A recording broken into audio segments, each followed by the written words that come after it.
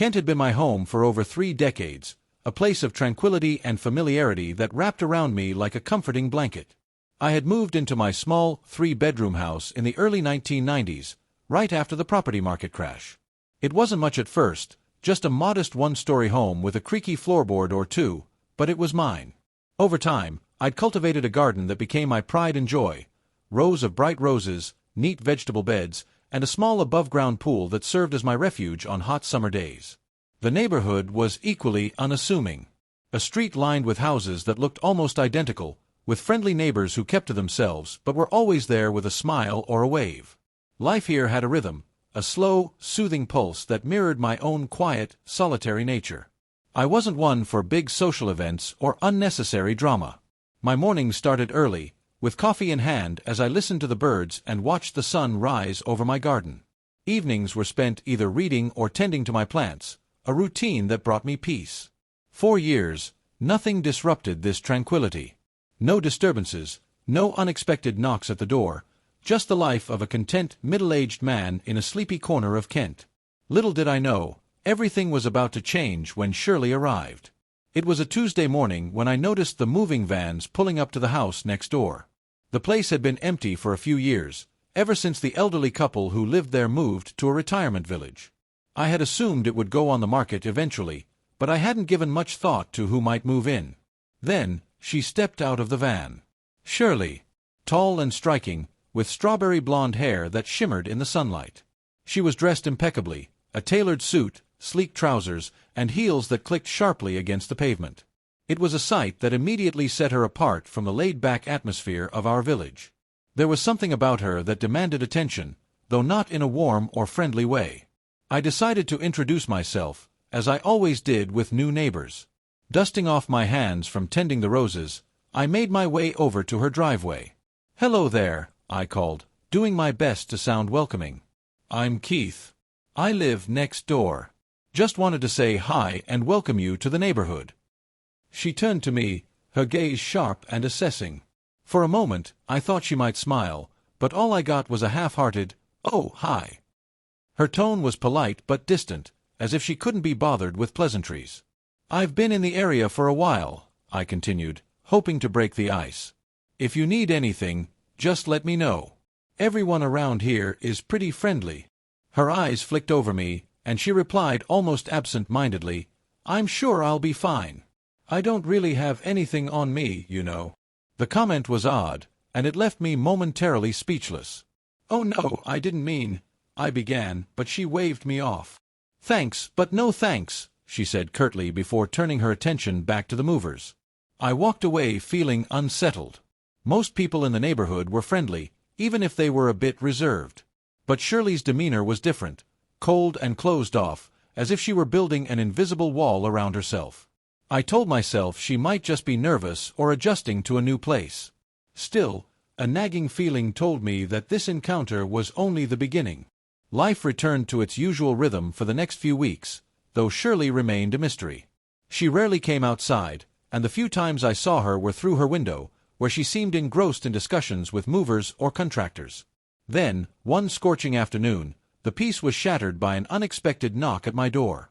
I opened it to find 2 uniformed constables standing on my doorstep, their expressions unreadable. "Good afternoon, sir," one of them said. "We've had a report of a noise disturbance at this address."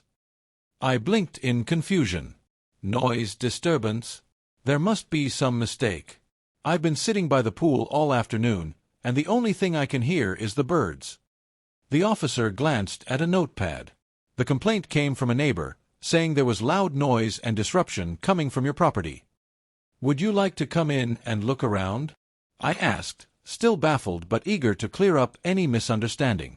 The constables followed me through the house, scanning the rooms as if searching for evidence of a wild party. But of course, there was nothing out of the ordinary. Finally, one of them nodded. "It seems there's no issue here." As they turned to leave, a sharp voice called from the direction of Shirley's house. "Do something about him," she yelled, her words filled with venom. The constables paused, and Shirley continued, "He doesn't belong here. He's just a homeless migrant. A threat to our peaceful village." My face burned with humiliation and anger. I've lived here for over 30 years, Shirley. You've met me. You know I'm not what you're accusing me of." But Shirley's eyes were filled with disdain. "We all know what you are," she spat. The officers exchanged uneasy glances before urging Shirley to calm down. I stood frozen on my doorstep, wondering what had just happened, and what would come next. It didn't take long for Shirley's lies to take root. The next time I visited the local grocer, the shopkeeper gave me a look of pity as she handed me my change. "Hope everything's all right," she said cryptically. Soon, I found out what she meant. Shirley had been spreading rumors about me, claiming I was a troublemaker and a threat to the neighborhood. She accused me of sneaking around her property at odd hours and making the area unsafe. One morning, I spotted her standing at the edge of my garden, snapping photos of my house. "What are you doing?" I called out. "Collecting evidence," she replied with a smirk before walking away. Later, I discovered that she had plastered posters around the village, photos of my house with captions like, "Does this man make you feel safe?" and links to a petition demanding my removal from the community. Some neighbors began avoiding me. A few even looked at me with open suspicion. It was clear that Shirley's lies were working. Shirley's harassment escalated quickly. One evening, I heard rustling near my rose bushes and found her crouched there with her phone. "What the hell do you think you're doing?" I demanded. "Just documenting the state of your property," she said smugly. "You're trespassing. Leave now." She laughed, dismissing my anger as if it were trivial. "Don't be so dramatic." I knew then that I couldn't let this continue. The next morning, I called a solicitor. With the help of my kind neighbors, I gathered CCTV footage and witness statements that documented Shirley's behavior. Armed with evidence, we filed a formal complaint against her for harassment and defamation. The day of the hearing arrived, and though I was nervous, the evidence was irrefutable. The magistrate ruled in my favor, issuing Shirley an antisocial behavior order and ordering her to pay damages. For the first time in weeks, I felt a sense of relief. Though the storm wasn't entirely over, I had taken a step toward reclaiming my peace. After the court ruling, I thought the worst was over. Shirley was ordered to keep her distance, and for a few days, the neighborhood seemed to settle. But peace was a fragile thing, and it didn't last long. Shirley's anger hadn't subsided. Instead, it had only intensified. One night, I was woken by the sound of breaking glass.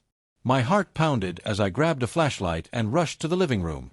The window facing the street was shattered, shards of glass scattered across the floor like jagged ice.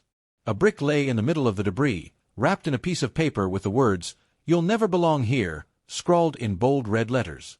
The next morning, I called the police again. They arrived promptly, but the officer taking my statement seemed skeptical. "Do you have any proof it was your neighbor?" he asked. I shook my head, frustration bubbling inside me. "Who else could it be? Shirley's the only one who's been targeting me." The officer nodded but looked unconvinced. "We'll file a report, but without witnesses or CCTV evidence, it's hard to press charges." Despite the lack of action, I refused to let fear take over. I boarded up the broken window, installed security cameras around my property, and notified my solicitor of the latest incident. Shirley's retaliation had crossed a line, but I was determined not to let her intimidate me any further. Though many of my neighbors had been swayed by Shirley's lies initially, a few began to see through her facade. One afternoon, Mrs. Thompson, an elderly widow who lived down the street, knocked on my door. "I heard about what happened last night," she said, her expression filled with concern. "I'm so sorry you're going through this, Keith. It's not right." Her words were a lifeline. For so long, I had felt isolated and alone in my battle against Shirley. But Mrs. Thompson wasn't the only one who reached out. Over the next few days, other neighbors came forward, offering their support. Some had witnessed Shirley's behavior firsthand and were willing to provide statements. Others simply wanted to show solidarity. Tom, the local grocer, even offered to install additional lighting around my property for free. "If she's trying to scare you, we won't let her succeed," he said firmly. Their kindness was a reminder that Shirley's malice didn't define our community. Slowly but surely, I began to feel a sense of hope. With the neighborhood rallying behind me, I realized I wasn't as powerless as I'd once thought. Despite the growing support from my neighbors, Shirley's campaign against me continued. Her tactics became more subtle but no less damaging. She began spreading rumors that I was mentally unstable, claiming that I was making up stories about her harassment to gain sympathy. "She's saying you're paranoid," Mrs. Thompson told me one afternoon. "That you're imagining everything." I could feel the strain wearing me down. Even with the cameras and extra security measures, I was constantly on edge. Every noise, every shadow seemed like a potential threat. I found myself waking in the middle of the night, drenched in sweat and unable to sleep. One evening, Shirley escalated her psychological warfare. She began playing loud, eerie music through outdoor speakers in her garden, the haunting melodies drifting over the fence and into my home. It felt like an invasion, a calculated attempt to disturb my peace. I called the police again, but by the time they arrived, the music had stopped. "There's nothing we can do if there's no evidence," they said apologetically. Frustrated and exhausted, I knew I needed help. I reached out to a local victim support group, hoping to find guidance on how to navigate the relentless harassment. They connected me with a counselor who specialized in dealing with neighborhood disputes. "Don't let her take control of your life," the counselor advised during our first session. "You have every right to feel safe in your own home. We'll work on strategies to help you reclaim that sense of security." Her words gave me a renewed sense of purpose. I wasn't going to let Shirley's psychological warfare break me. Determined to put an end to the harassment once and for all, I began working with my solicitor to build a stronger case against Shirley. This time, we focused on gathering irrefutable evidence. The security cameras I had installed captured several incidents of Shirley trespassing on my property at night, as well as footage of her vandalizing my garden. Armed with this new evidence, we filed for an injunction, a legal order that would prevent Shirley from coming within a certain distance of my home or engaging in any further harassment. The court hearing was set for the following month, and I braced myself for what was sure to be a tense confrontation. In the meantime, I took additional precautions. Tom installed motion sensor floodlights around my property, and a few neighbors volunteered to keep watch during the night. I also began documenting every incident in meticulous detail, creating a comprehensive record of Shirley's behavior. The day of the court hearing arrived, and I walked into the courtroom with my head held high. Shirley was there, her expression as cold and defiant as ever. But this time, the evidence spoke louder than her lies. The magistrate reviewed the footage and statements from my neighbors, and after deliberating for several hours, they ruled in my favor. Shirley was issued a restraining order and fined for damages. As we left the courtroom, Shirley glared at me one last time. "This isn't over," she hissed. But I didn't let her words intimidate me. For the first time in months, I felt a sense of victory. With the restraining order in place, life slowly began to return to normal. The haunting music stopped, the vandalism ceased, and Shirley kept her distance. Though I knew she still harbored resentment, the legal order had taken away her power to torment me. The support from my neighbors continued to grow. Mrs. Thompson invited me over for tea regularly, and Tom became a close friend. The community, once divided by Shirley's lies, had come together in solidarity. One afternoon, I stood in my garden, gazing at the roses that had weathered the storm alongside me. The scars of the past few months were still there, shattered windows, broken trust, but they were starting to heal. As the sun set over the village, I felt a profound sense of peace. Shirley had tried to tear me down, but she hadn't succeeded. With the strength of my community behind me and a renewed determination to protect my home, I knew that brighter days lay ahead. This was my home, my sanctuary. And no one, no matter how cruel or vindictive, could take that away from me. Though the restraining order was in place, Shirley's obsession didn't wane completely. She could no longer vandalize my home or confront me directly, but that didn't stop her from finding indirect ways to cause trouble. Rumors continued to spread, claims that I had manipulated the court, that I was an outsider ruining the neighborhood's peace, and even that I was the reason for the village's recent financial downturn. One particularly stormy evening, a neighbor named Martin, who had remained neutral throughout the entire ordeal, stopped by. He looked uncomfortable, as if he were about to deliver bad news. "Keith, I thought you should know," Martin said, scratching the back of his neck. "Shirley's started a petition to have you removed from the neighborhood. She's claiming you're a public nuisance." I felt my stomach tighten. A petition? Are people actually signing it? He hesitated. Some have, but not everyone. Most people are just too scared to cross her. This was a new low, even for Shirley. She had lost the legal battle, but now she was trying to rally the neighborhood against me in a desperate bid to maintain control. However, I had no intention of letting her succeed. I immediately called a meeting with a few trusted neighbors, Mrs. Thompson, Tom, and a couple who had recently moved into the area. Together, we devised a plan to counter Shirley's efforts. "Let's host a community gathering," Mrs. Thompson suggested. "A chance for everyone to get to know you better and see Shirley's lies for what they are." It was a brilliant idea. If I could show the neighborhood who I really was, perhaps they'd be less likely to believe Shirley's manipulative stories. The day of the gathering dawned bright and clear. Tom helped set up tables and chairs in my garden, while Mrs. Thompson baked enough scones to feed an army. Slowly but surely, neighbors began trickling in, some out of curiosity and others out of genuine support. I took a deep breath before stepping forward to address the crowd. "Thank you all for coming," I began, my voice steady despite the nervous flutter in my chest. "Many of you know about the difficulties I've faced since moving here. I won't deny that it's been a challenging time, but I want you to hear my story directly from me." I spoke honestly about my experiences, how excited I'd been to join the community, how Shirley's harassment had affected me, and how much I valued the support I'd received from those who had stood by me. As I finished speaking, Mrs. Thompson stood up. "Keith is a good man," she declared. "He doesn't deserve what's been done to him. It's time we stopped letting fear dictate how we treat each other." Her words were met with murmurs of agreement, and slowly, more neighbors began to share their own stories. Some admitted they'd been too intimidated by Shirley to speak up earlier, while others expressed regret for having believed her lies. By the end of the gathering, the atmosphere had shifted. Shirley's influence over the neighborhood was starting to crumble, and for the first time, I felt a sense of belonging. Word of the community gathering spread quickly, and Shirley's control over the neighborhood began to unravel. Those who had once followed her blindly now kept their distance, and even her closest allies seemed hesitant to associate with her. Shirley, however, refused to admit defeat. She continued to glare at me from across the street, her eyes burning with resentment. But without the support of the community, her threats lost their power.